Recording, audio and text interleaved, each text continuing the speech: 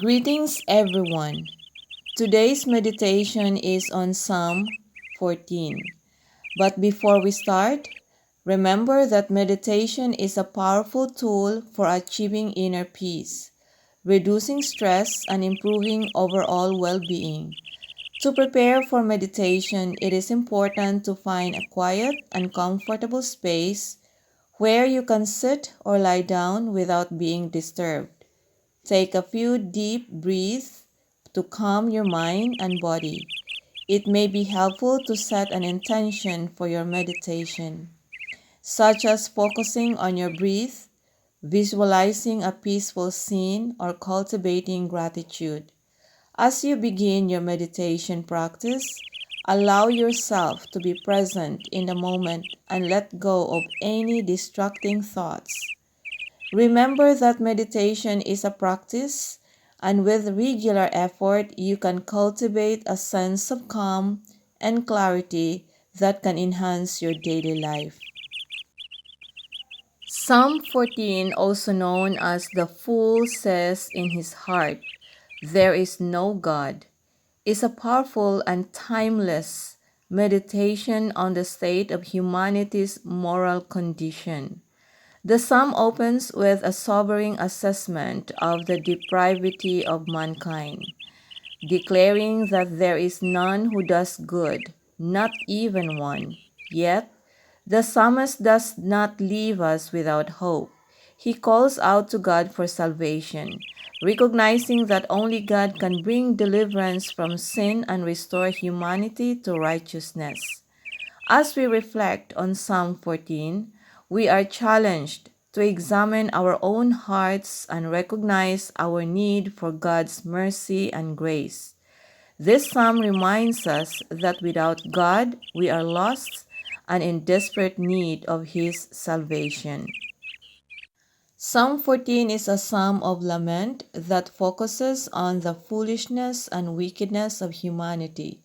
It is attributed to King David and is believed to have been written during a time of spiritual crisis or societal corruption.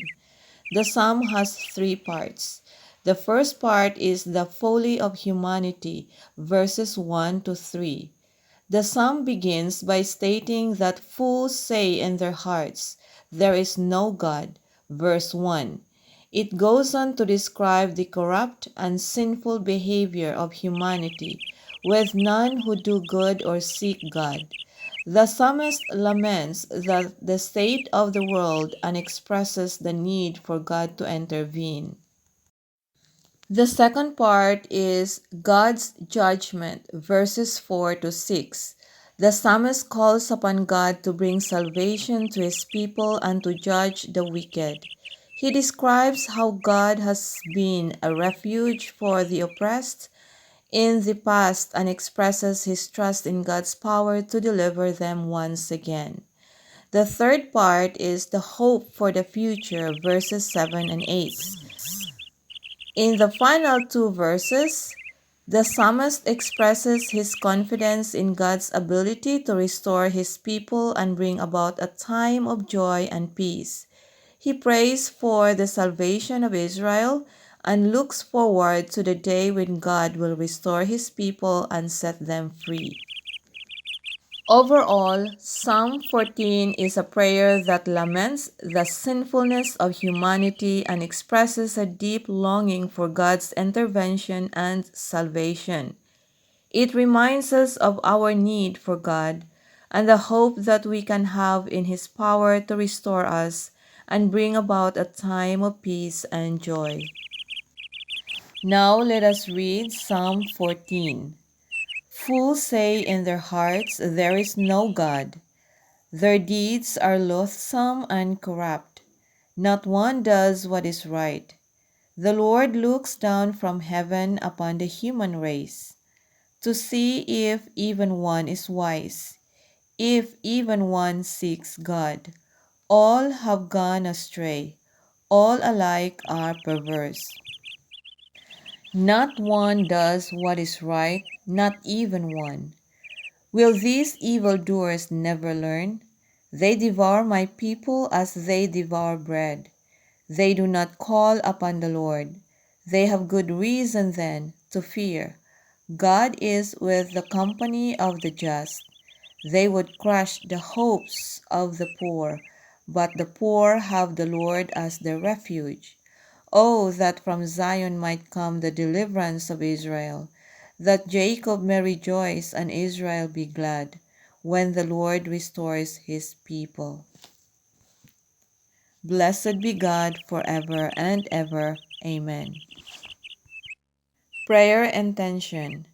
Dear God, as we read Psalm 14 and consider the state of the world and the sinfulness of humanity, I am reminded of my own need for your mercy and grace. I pray for your intervention and salvation, both for myself and for those around me who are lost and hurting. Please help us to turn away from our foolish ways and to seek you with all our hearts. I pray for your judgment on the wicked and for your protection for the oppressed. Please bring about a time of peace and joy for all who trust in you, and restore your people to a place of honor and dignity. Help us to be agents of your love and compassion in a world that is so often seems lost and hopeless. Thank you for being a God who hears our prayers and who is always present with us, even in our darkest moments. May we find comfort and strength in your love and mercy, now and always. Amen.